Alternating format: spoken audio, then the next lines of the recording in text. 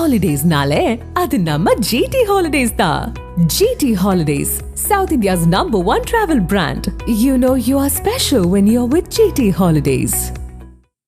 திருச்செந்தூர் சுப்பிரமணிய சுவாமி கோயிலில் ஆவணி திருவிழாவின் 3ஆம் நாள் வைபவ உற்சவத்தில் திரளான பக்தர்கள் கலந்து கொண்டு சுவாமி தரிசனம் செய்தனர்.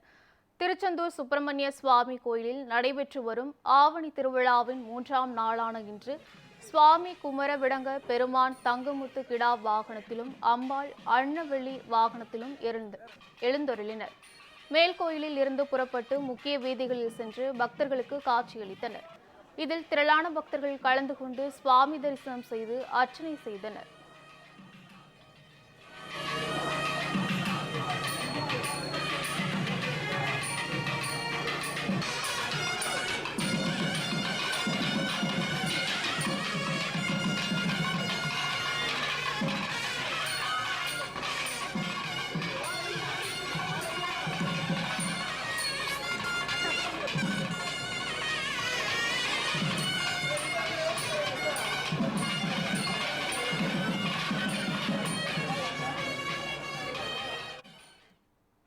தொடர் விடுமுறையை ஒட்டிய திருச்செந்தூர் சுப்பிரமணிய சுவாமி கோவிலில் பக்தர்கள் பெரும் திரளாக கூடியுள்ளனர். பக்தர்களின் வசதிக்காக கோயில் நிர்வாகம் சிறப்பு ஏற்பாடுகளை செய்துள்ளது. முருகனின் அறுபடை வீடுகளில் 2ஆம் படை வீடாக விளங்கும் திருச்செந்தூர் சுப்பிரமணிய சுவாமி கோயிலுக்கு தினசரி பல்லாயிரக்கணக்கான பக்தர்கள் தரிசனம் செய்ய வருகின்றனர்.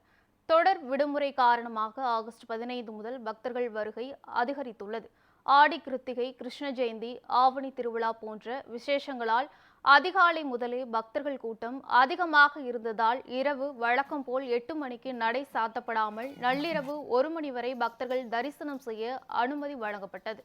மேலும் 100 ரூபாய் கட்டண தரிசன வரிசையானது இலவச பொது தரிசன வரிசையாக மாற்றப்பட்டு அனைவரும் முருகனை எளிதில் தரிசனம் செய்ய வசதி செய்யப்பட்டது.